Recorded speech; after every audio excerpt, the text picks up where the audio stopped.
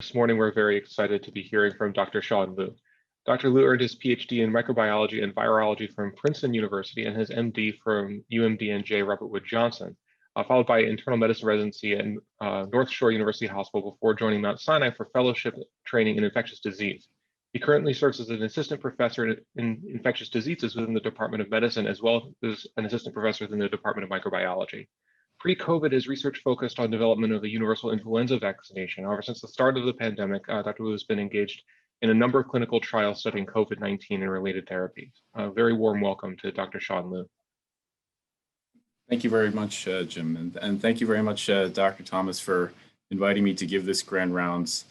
Hello, everyone. Today, I will be talking about COVID-19, and my title is 2020 Looking Back at COVID-19 Through the Eyes of an Infectious Disease Physician Scientist, Plasma, Antibodies, and Vaccines.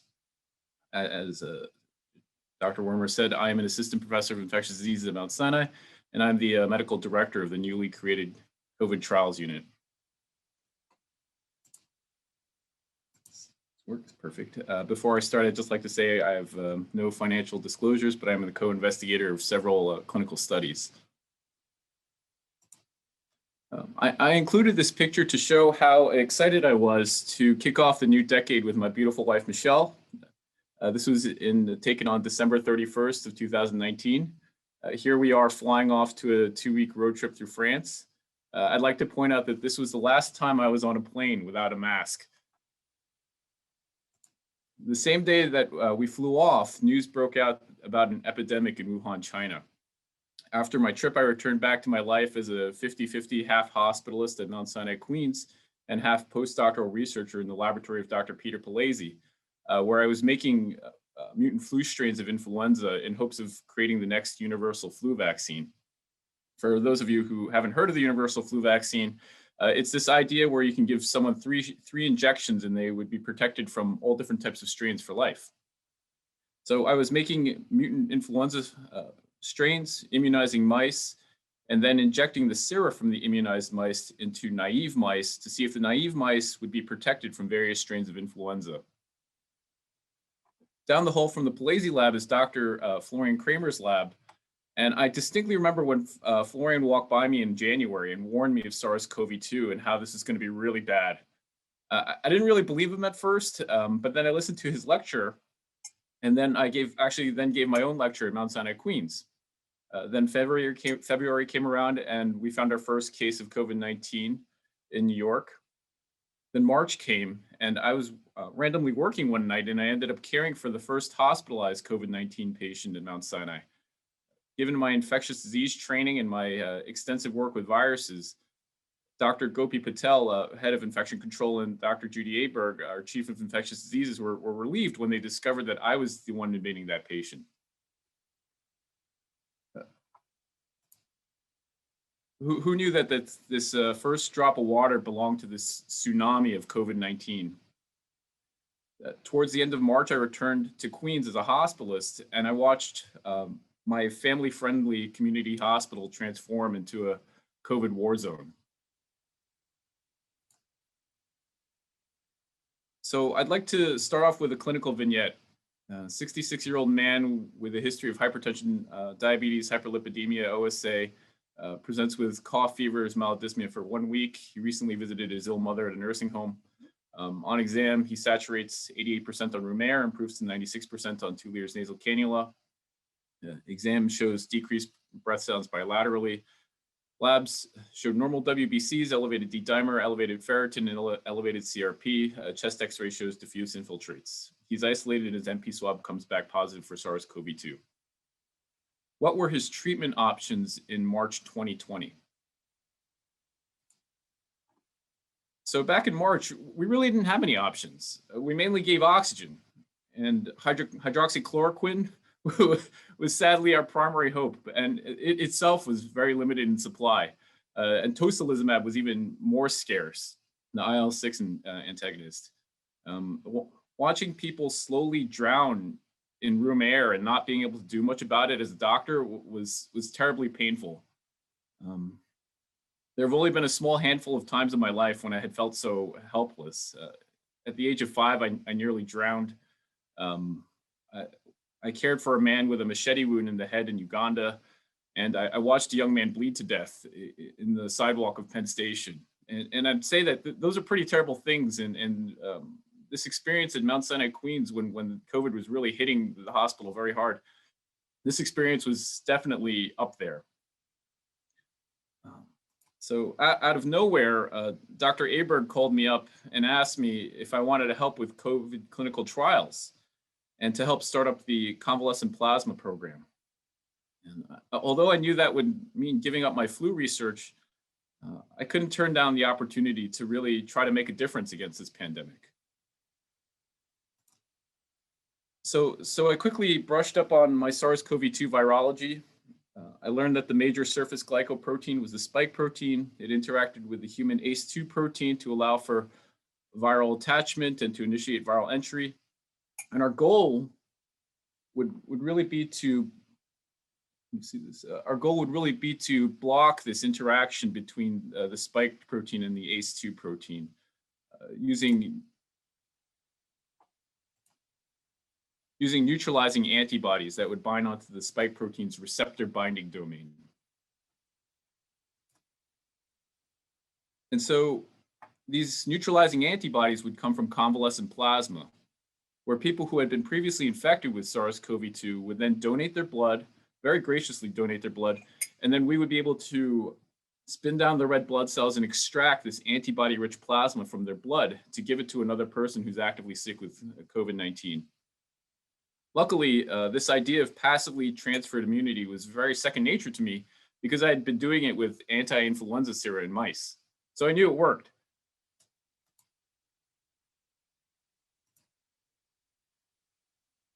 Also, using convalescent plasma as a treatment against viral infections has been around for over 100 years.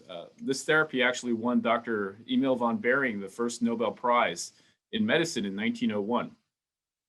So I was pretty excited that I would help establish or try to establish the first effective treatment for COVID-19. On March 28th, I got to help transfuse our first plasma recipient. We technically tied, Mount Sinai technically tied with Methodist Hospital in Texas as the first convalescent plasma transfusions for COVID-19 in the United States. We then partnered with the Mayo Clinic Expanded Access Program in April 5th. And by April 15th, I had my personal victory where we helped transfuse the first person at Mount Sinai, Queens. In May, we transfused our first child, and by June, we transfused our 400th patient. And about now, we're probably transfused over 700 people by now. And this was all accomplished under the guidance of Dr. Nicole Bouvier, who is the principal investigator of the Sinai Plasma Program. After our first 39 transfusions, we analyzed our observational data and published a manuscript in Nature Medicine. Here we show that plasma recipients were clinically matched to four other similar recipients, clinically matched to four other similar patients who did not receive a convalescent plasma throughout the Mount Sinai Health System database. These plasma recipients had significantly less deterioration of their oxygen requirements after 2 weeks. Let me see, 18 versus 24%.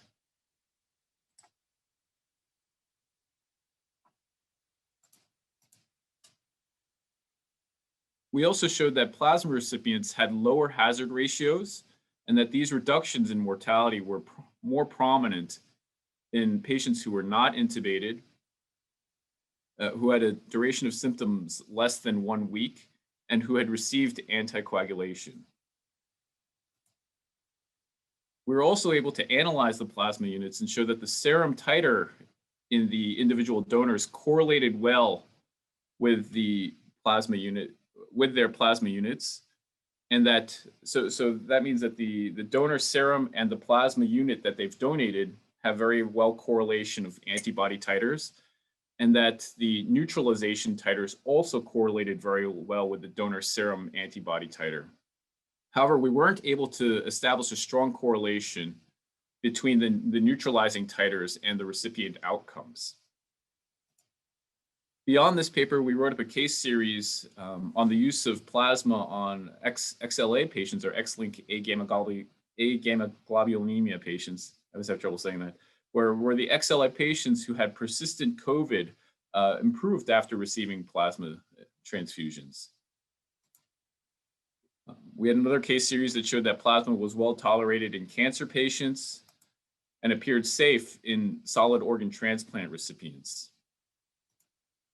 Unexpectedly, we found that plasma increased the relative risk of mortality in HIV patients, and this actually prompted a visit to Mount Sinai by the CDC.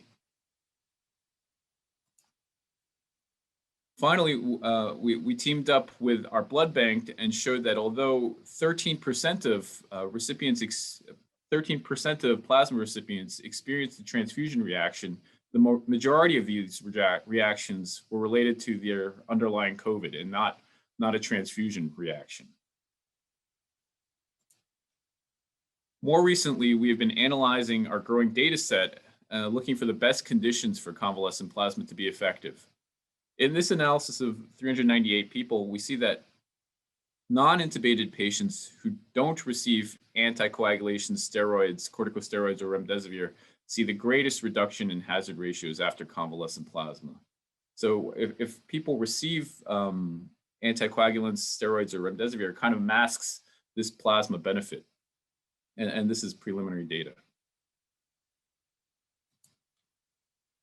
But since our initial observational data study, there have been several randomized controlled trials attempting to prove the effectiveness of convalescent plasma.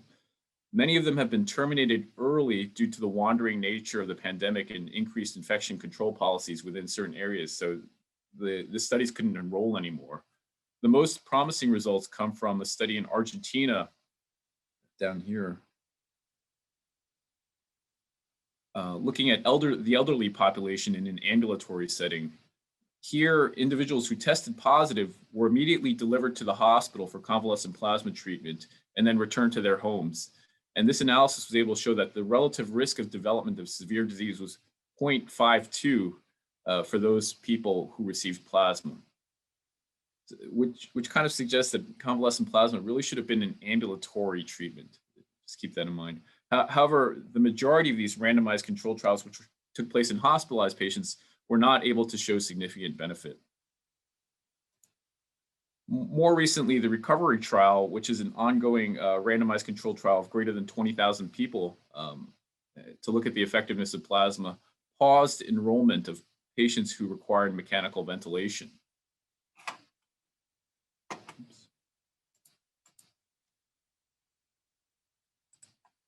So it's likely that plasma really is all about timing. And this is a little cartoon that I made up that kind of works through how I see the COVID-19 disease course. Starting at time 0, where there's an initial exposure, we see that there's a steady rise in the viral titer. And then once the titer reaches a certain threshold, an individual begins to experience the symptoms of the acute infection. The acute infection phase may last around 7 to 14 days and wane as the viral titer also decreases. And certain immunocompromised individuals may have a low persistent shedding of virus that may last much longer. At around week 1 and week 2, people start also developing antibodies towards this acute infection. And these antibodies will really rise around 4 weeks and then may continue to, may hit a peak. And then depending on who it is, some people's antibodies levels keep on going, and then some people's antibody levels gradually wane.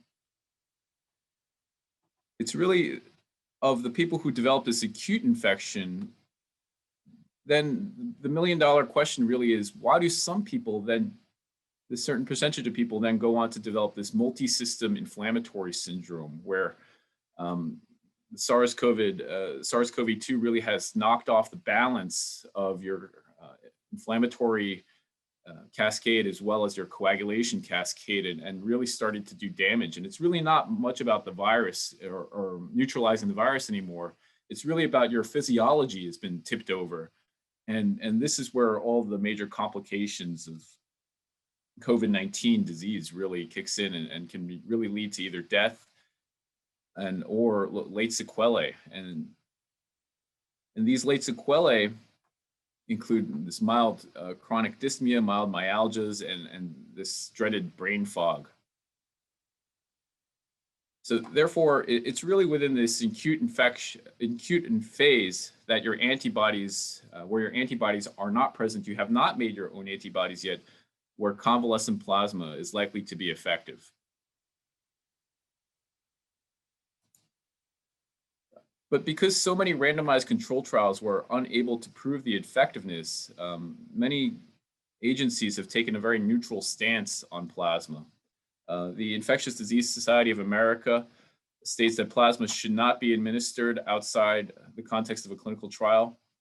The NIH says that there's insufficient data to support or deny plasma. Even the WHO, in their recent guidelines released in December, doesn't even mention the word convalescent plasma in their entire guidelines. Fortunately, there are many other randomized controlled trials in the pipelines. Yesterday I checked and I found about 56 randomized controlled trials actively being investigated for convalescent plasma. Currently, Sinai performs a rapid antibody test on all COVID positive patients who are admitted to the hospital. So we made it very straightforward. If you're positive and you have antibodies, then you will not be offered convalescent plasma. If your antibody test is negative, then you'll be offered convalescent plasma. And this has been a very easy way for us to kind of make a decision about whether people should be offered plasma or not in the hospital. I'd like to quickly mention that our convalescent plasma order set is being updated to include a new 72-hour cutoff for the PCR result and a restriction for persons who received monoclonal antibodies prior to admission.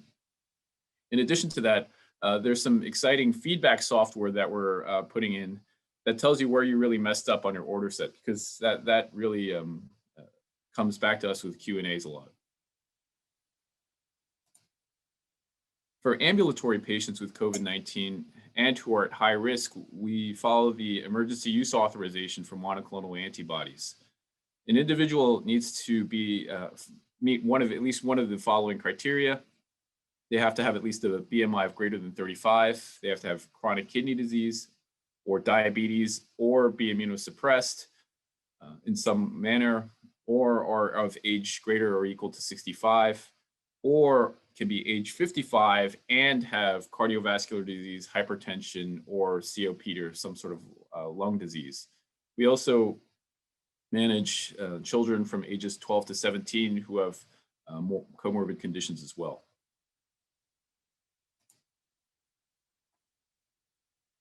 And the reasoning behind offering the monoclonals is that they've been shown to reduce the viral load, decrease hospitalizations or emergency room use, and they really limit the duration of symptoms. And this is this was seen in the Regeneron monoclonal antibody study, looking at casirivimab and indivimab.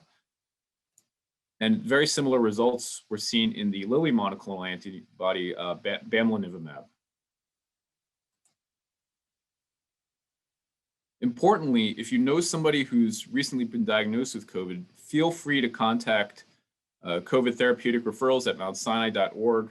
Just send an email for an evaluation. And even more recently, these monoclonal antibodies have been expanded to include multiple emergency rooms throughout Mount Sinai.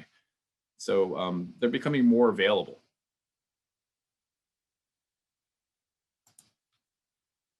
What's exciting and on the horizon is Lilly's release of a new monoclonal antibody called etesivimab, which is going to be used in combination with bamlanivimab. And they've conducted these BLAZE studies, which have shown a significantly reduced risk of COVID hospitalizations and death to about 70% reduction. And the combination allows for lower dosages, which ultimately means more doses for everyone. Another piece of exciting news is the use of the Regeneron combination in the setting of post-exposure prophylaxis. Here, the combination of casirivimab and indivimab resulted in a 100%, I want to say that again, 100% prevention of symptomatic infection and a 50% decrease of overall infections.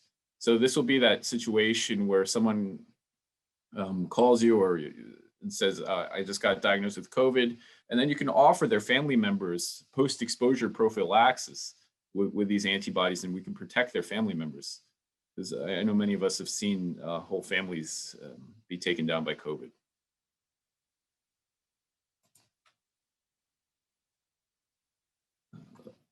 Finally, to really compare the different antibody therapies, I created this chart. Here we see that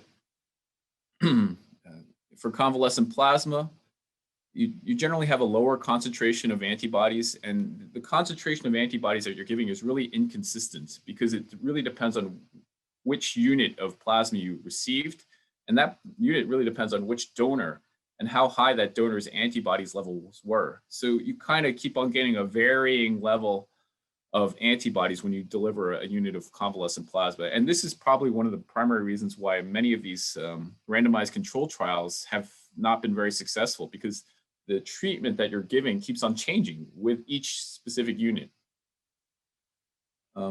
Convalescent plasma is a polyclonal treatment.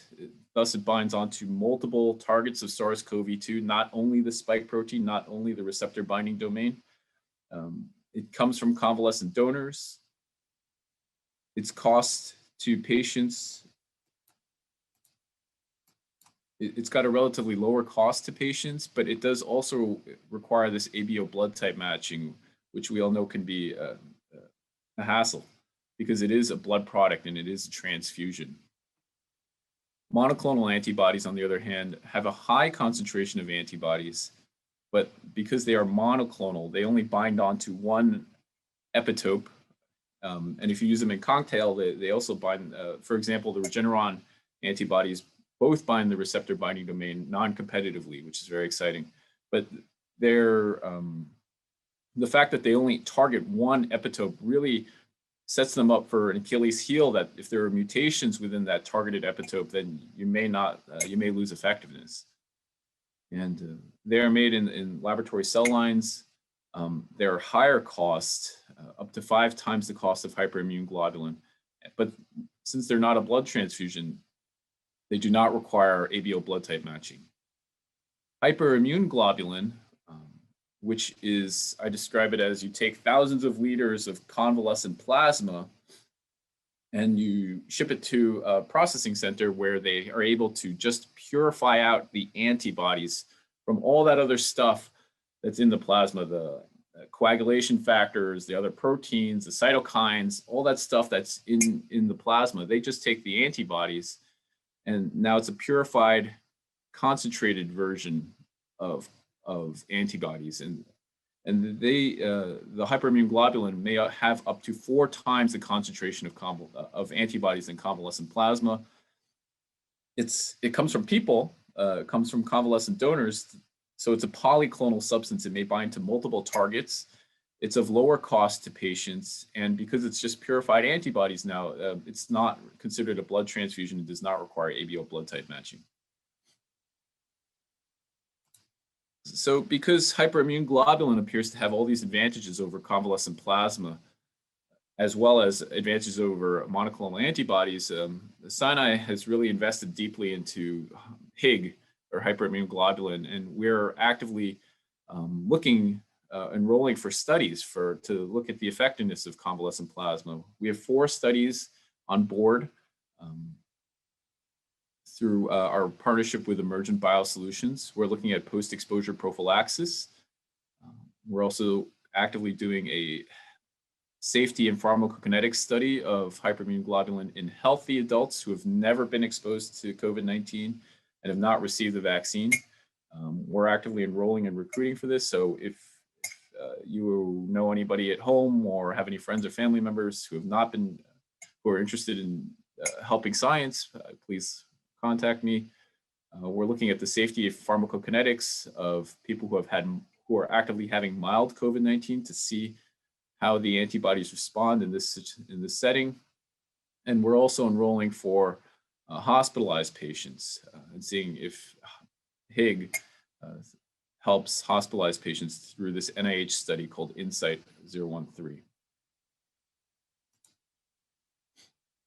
Returning to our clinical vignette, now the question is, what are the current first-line treatment options for hospitalized patients? And now, again, supportive care, the use of supplemental oxygen, convalescent plasma, remdesivir, and corticosteroids. Before reviewing the literature, I'd like to point out that the guidelines are readily available on the Mount Sinai website, and they are very frequently updated, and they serve as a very good reference. It's kind of a little bit hard to maneuver the website to find the guidelines, but they're there. And if you ever have any questions about what's current, you should definitely look for that.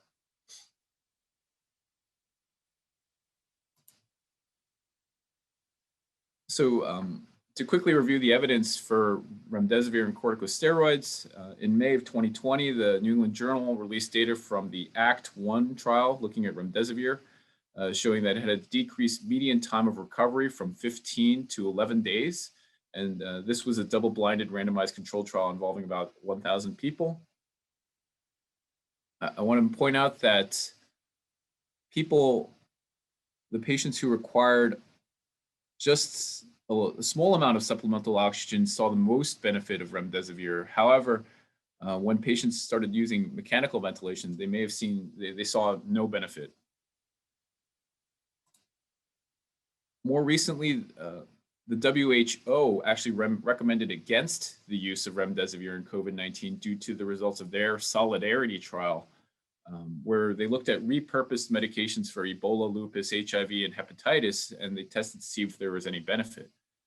In this study of over 11,000 people over 30 countries, they showed that no medications definitely reduced mortality and overall or in any subgroup, or reduced the initiation of ventilation or reduced hospital duration. So they weren't able to show that remdesivir had that same effect.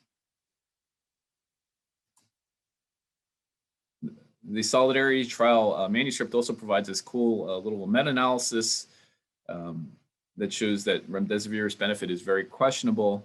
And then here again, we see that it's really not supposed to be given in the mechanically ventilated patients, but may have some, and this was the ACT-1, may have some benefit in the low flow oxygen patients.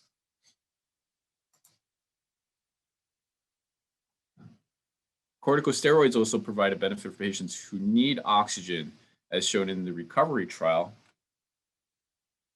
And I want to point out here that patients who don't need oxygen do not see benefit from dexamethasone. However, when you need more and more oxygen, you gain more and more benefit from steroids, from dexamethasone. So be very careful about offering steroids in an ambulatory setting when people are not requiring oxygen. And this is the recovery trial in the New England Journal. This brings us to a model where patients with mild symptoms who do not require oxygen should not be placed on remdesivir or steroids. And then once you initiate supplemental oxygen, you will really transition from the effectiveness of remdesivir towards dexamethasone. Many may be wondering about anticoagulation. In July of 2020, there was an observational study from Sinai, which showed that in about 2,800 people that anticoagulation demonstrated some mortality benefit. And since this observational study, there have been several other observational studies also showing this benefit with anticoagulation. However, in December, the NIH reviewed its results from the randomized controlled trial ACTIV-4 and paused enrollment of anticoagulation for critically ill patients, stating that there is no benefit for the critically ill patients in the ICU. Quickly following that, the MSHS guidelines started stating that the intermediate dose and treatment dose anticoagulation was no longer recommended for hospitalized patients with severe COVID, citing that there is no mortality benefit with an increased risk of bleeding. However, even more recently, about 1 or 2 weeks ago, the NIH released a new press release stating that full dose anticoagulation improves the outcome of hospitalized patients with moderate COVID, but not for critically ill patients. So be on the lookout for a Sinai guideline change update to come. Also be on the lookout for Active 5, which we're participating in, which is a randomized controlled trial to address the multi-system inflammatory syndrome phase of the disease. And this will involve risankizumab, which is an IL-23 inhibitor, and lanzilumab, which is a GM-CSF inhibitor, which both are antibodies, monoclonal antibodies that have anti-inflammatory properties.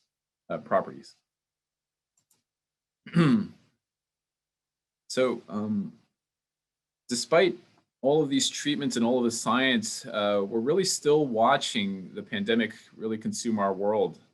And this was one of these Johns Hopkins University maps that shows all of the active cases throughout the world.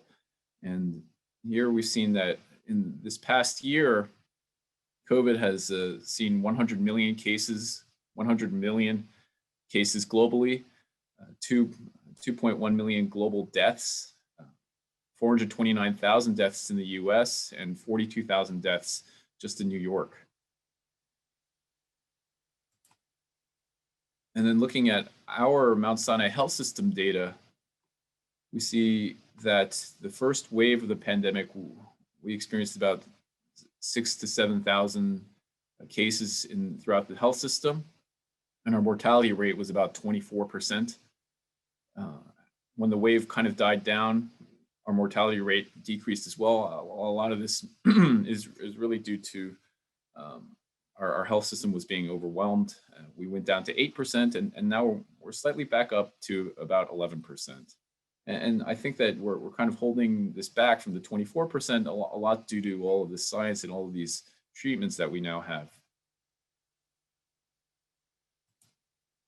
So most fortunately, vaccines have become available, and this is really our ticket out of this COVID nightmare. And I want to briefly review the vaccine literature. This is the neutralization data from the Pfizer phase 1, phase 2 studies from Mulligan et al. Here we see at different concentrations of the Pfizer vaccine being delivered, and these are a measurement of the neutralizing antibody titers that they elicit. I want to focus on the 30 microgram dose of this set, because this was the ultimate set that they decided on with the least amount of side effects and the best protection profile. Here we see that after the first dose of the Pfizer vaccine, you really don't see much neutralizing activity. But after the second dose at day 21, this neutralization activity really starts boosting up and ramping up. And then around day 28 and day 35, you really get amazingly high neutralizing activity.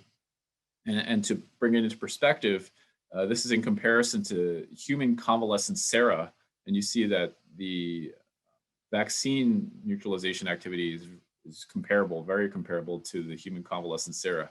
And this, I like showing this slide because it really stresses the point of how important it is to receive that second dose of vaccine, that you really won't see much after the first shot.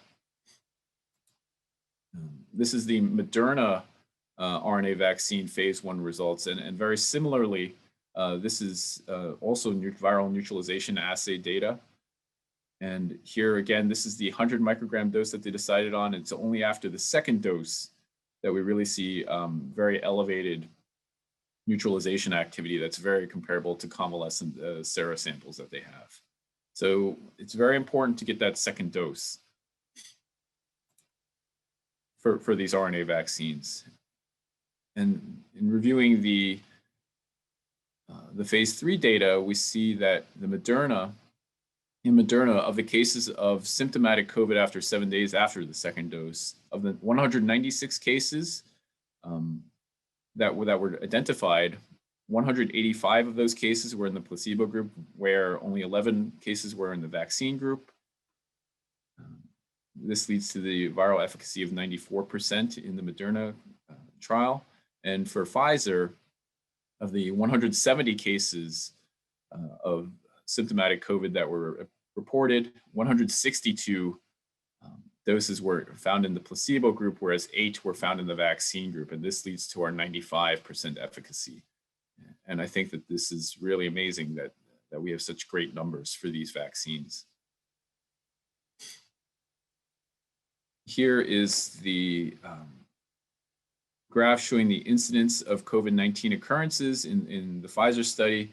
And again, this makes sense that we see in red is the placebo cohort, and in blue is the Pfizer cohort that received the vaccine. And we see that we have a very similar incidence of COVID-19 that really kind of diverges after you get the second dose of the vaccine, and then the placebo group keeps on accumulating more incidence of COVID-19, where the vaccine really is efficacious. I wanted to point this out because before the vaccine was authorized, a lot of people would ask me about side effects, and I would say expect side effects. About 70% of people reported side effects after the second shot, about 60% after the first shot, and about 70% of the people felt it after the second shot.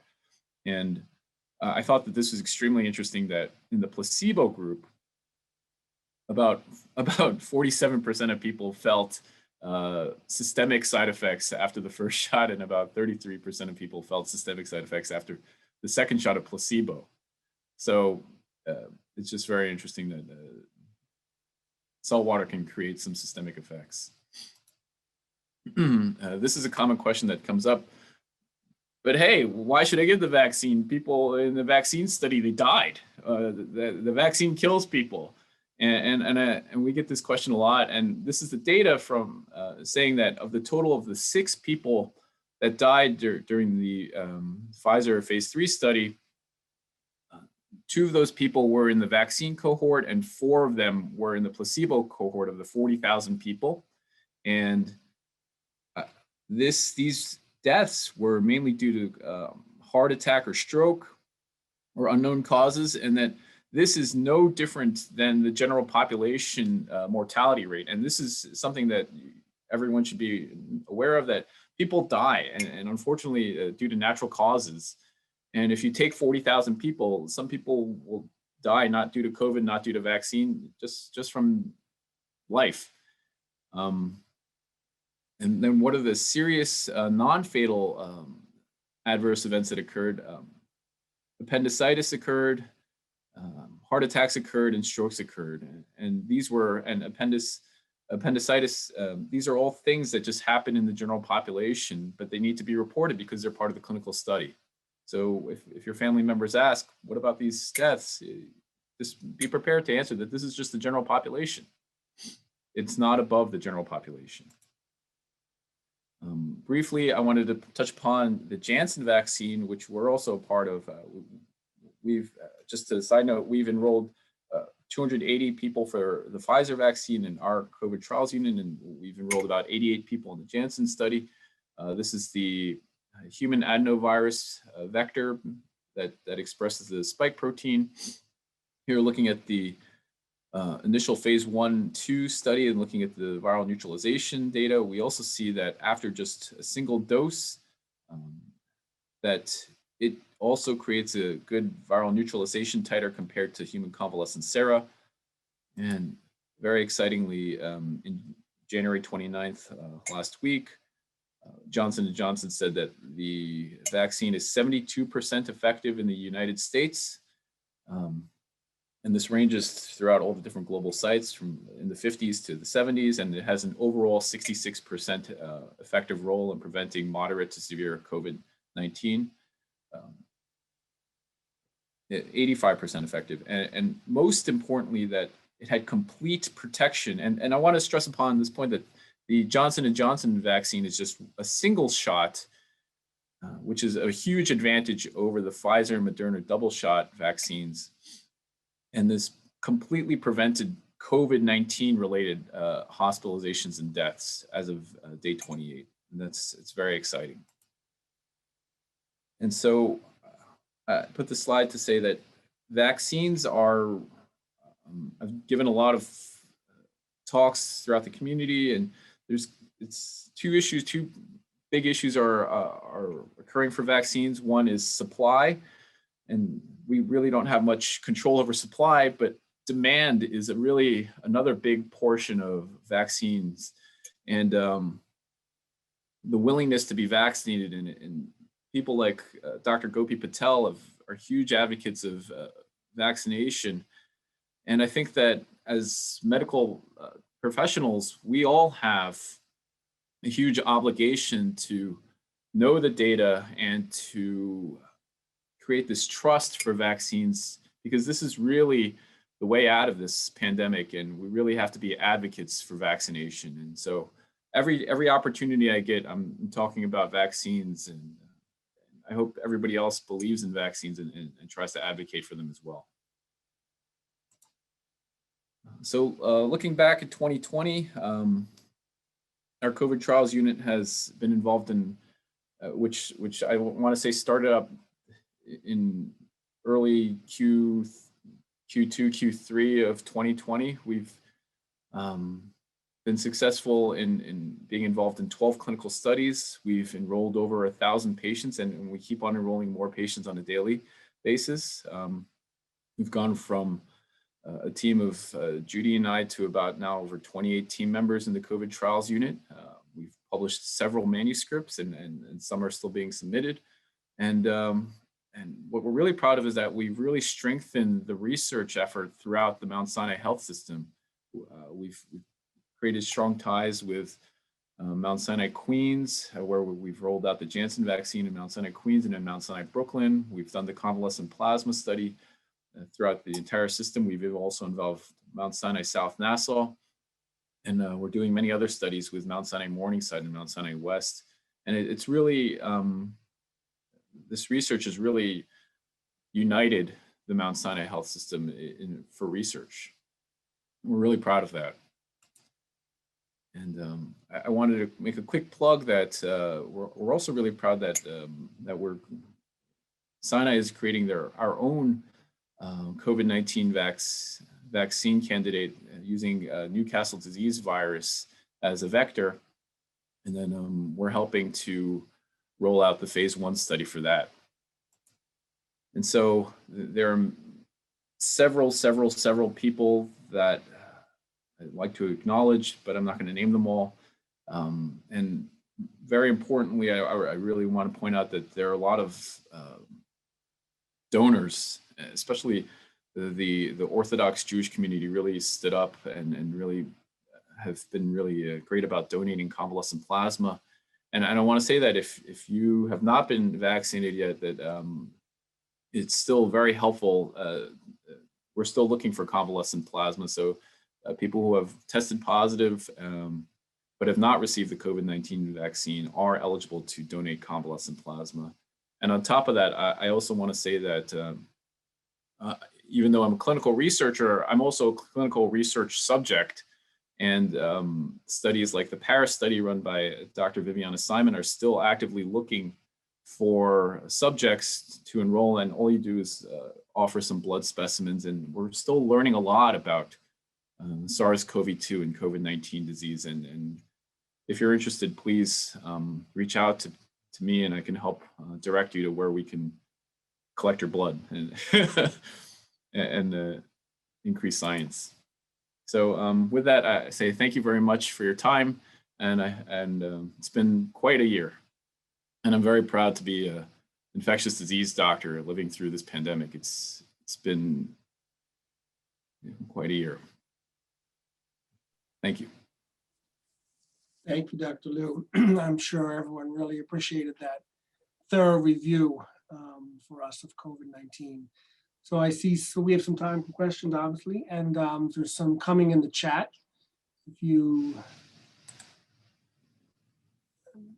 Great. So I see that from Melissa for the Regeneron PEP study, was it only given to people who are at high risk of developing severe COVID, or was it given to all household contacts? It was given to all household contacts. And so there was very set criteria of when the person who is the 0 person was initially infected, and then within a certain amount of time of their initial diagnosis, I believe it was 3 days, and from 7 days from that, anyone who was living with that person would be eligible for the post-exposure prophylaxis. Rodis asks, activity of Pfizer vaccine against UK, South Africa, and Brazil strains on other novel strains. I'm not sure. I don't remember off the top of my head about that yet. I'm sorry, but I know that data is going to come out in press release soon. Frederick says, what is the racial makeup of the Moderna, Pfizer, and Johnson vaccine trials, as vaccine hesitancy amongst various groups is a major problem? And yeah, that was actually a really big issue when we were rolling out the Pfizer vaccine as well as the Johnson vaccine, that certain racial groups were really opposed, and still are very opposed to receiving the vaccine. And I've had many long discussions with several people about this, and there's just I don't know if it's like a distrust in the sense that a lot of people believe that the vaccine is an agent of the government. And that's kind of the theme that I've been hearing a lot, that the vaccine is something distributed from the government. And there's a lot of distrust towards the government, unfortunately.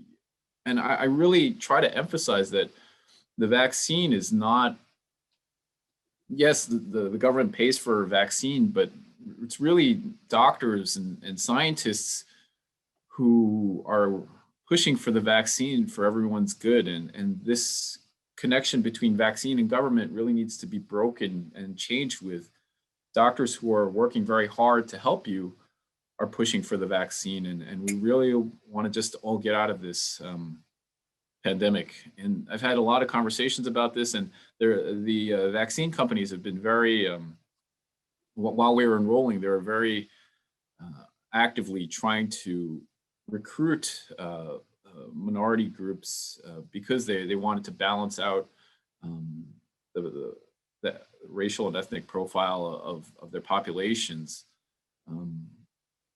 But yeah, again, I want to stress that vaccine advocacy is extremely important. Shala says, thanks for the talk. You're welcome. Any reason for restricting plasma outpatient to patients who have had symptoms for less than 5 days? So that's a very good question. Why don't we give convalescent plasma in an ambulatory setting? And there's actually a randomized control trial looking at that. It's just, I think there are a lot of logistics because convalescent plasma is a blood product that inhibit it from being delivered in an ambulatory setting. And so that's why for example, the Argentina study actually had to take people from their homes and bring them to the hospital to receive the transfusion, then put them back in the homes. And we don't have those systems set up yet. And that's why we're really keen on looking at hyperimmune globulin for all those advantages, that it's not a blood product and we won't require these regulations of blood transfusion, that we can hopefully even deliver some of these monoclonal antibodies as well as hyperimmune globulin may be delivered as like a subcutaneous injection. And that's really what we're looking for and striving to go towards. Steph Chow, my friend from college, says, who also works here, who says, is there's any information on the AstraZeneca vaccine? Yes, there is information on the AstraZeneca vaccine. I just didn't review it. I like to quote Dr. Palese, who's in the audience, I believe, and say, if the vaccine's offered to you, take it. It doesn't matter really which one. Any protection is better than no protection. And if Dr. Palese doesn't remember what he said that during a GEPI lecture many months ago. And that's totally true.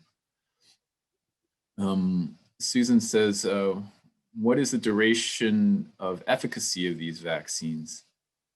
And that is a very great question, and we will find out. And we are still, our Pfizer vaccine study is still ongoing, and we're still following people, and the Janssen vaccine study is ongoing, and we're seeing how long these antibody responses last.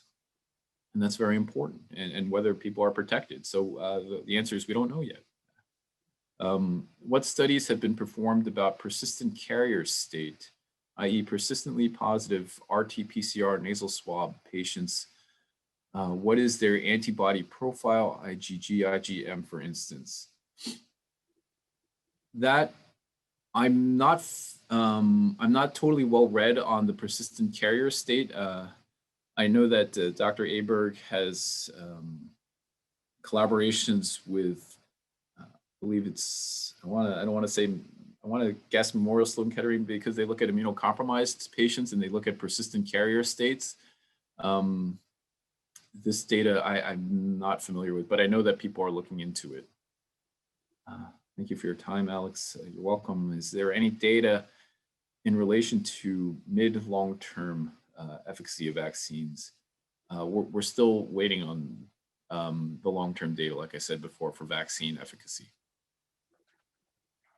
Great.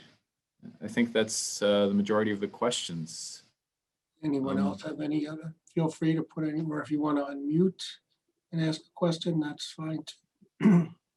Dr. Ben Chen says, can you comment on the CDC, on what the CDC found when they came to explore your finding of the increased hazard of CP in the HIV population? So that was a very interesting adventure. I've never had a CDC investigation or been part of a CDC investigation before.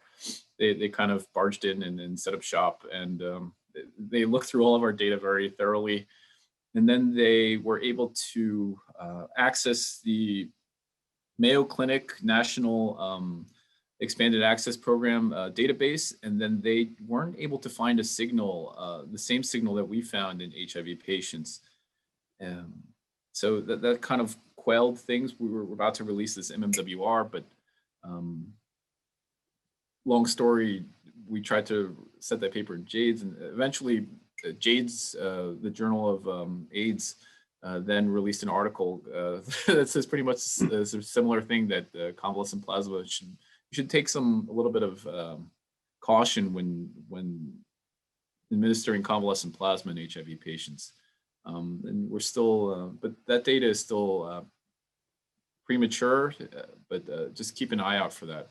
I want to point out that we also found that there was an increased mortality risk for patients receiving convalescent plasma who had viral hepatitis as well. And that work with Dr. Al-Samurai is in the works too. Don, this is Dr. Sachmetri. I'm endocrinologist, very much interested in really COVID-19 like any other physician. But let me tell you, there are several people who got the second vaccine of Pfizer, and we send antibodies to Quest or LabCorp, and they are negative. So what is the difference between this assay and neutralizing antibody that, let's say, Pfizer or Moderna did in their studies? How will know how if the patient is immune for vaccination, how we can measure those antibodies? And the second question, any testing to know about the cellular immunity of these patients? That's a very common question. And so the question is, why do I just got my vaccine and I want to make sure I have antibodies. How come LabCorp doesn't show that I have antibodies? Did I get salt water? What's going on? Let me phone a friend, Dr. Liu, and call him in the middle of the night and ask him about this question. And that's a very common question. And the answer to that question is that you really have to be very keen on what your assay is testing. Specifically, these RNA vaccines, they're expressing the spike protein of SARS-CoV-2. And so you will develop antibodies against the spike protein of SARS-CoV-2. But it doesn't mean you're going to develop all antibodies against all of the proteins of SARS-CoV-2. And specifically, a lot of these assays, because the spike protein is a big, bulky protein that's very challenging to make and synthesize. And that's why the Kramer-ELISA, the Florian-Kramer-ELISA assay is so amazing. A lot of these other assays, they rely on the nucleocapsid protein. And so you're testing for antibodies against nucleocapsid when you've been immunized with spike protein. You're not going to find any antibodies against nucleocapsid. And a lot of patients worry about that and worry, and it creates more distrust. So can we develop any assays to check any of these antibodies? So like the Kramer assay looks for the spike protein, but I really want to emphasize that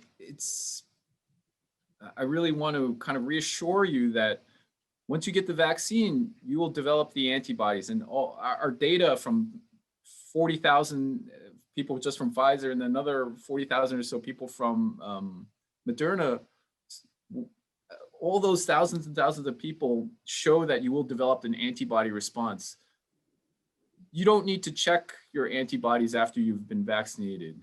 And that will just create more paranoia. And we've been seeing a lot of paranoia and a lot of people asking us questions about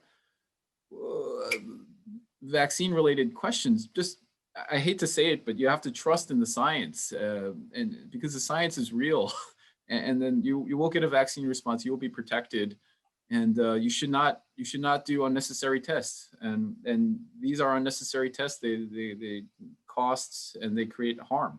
So I do not recommend. Is there any test to check the cellular immunity? Cellular immunity? Is there anything to test cellular immunity? Yeah, to find out about the response, the cellular immunity response. I think that there are many assays to test for cellular immunity. However, they're not regularly or commercially readily available in a sense. So my answer to this is if you come across a patient or a person who's very interested in learning about their own immune response, I think that enrolling them or offering them the Paris study, which is an NIH-sponsored study through Dr. Viviana Simon, they will regularly take your blood and check your immune response, and they will give you feedback about how things are. And Dr. Viviana Simon would be the best person to direct that person for follow-up testing, because they are interested in collecting that data. Thank you. No problem.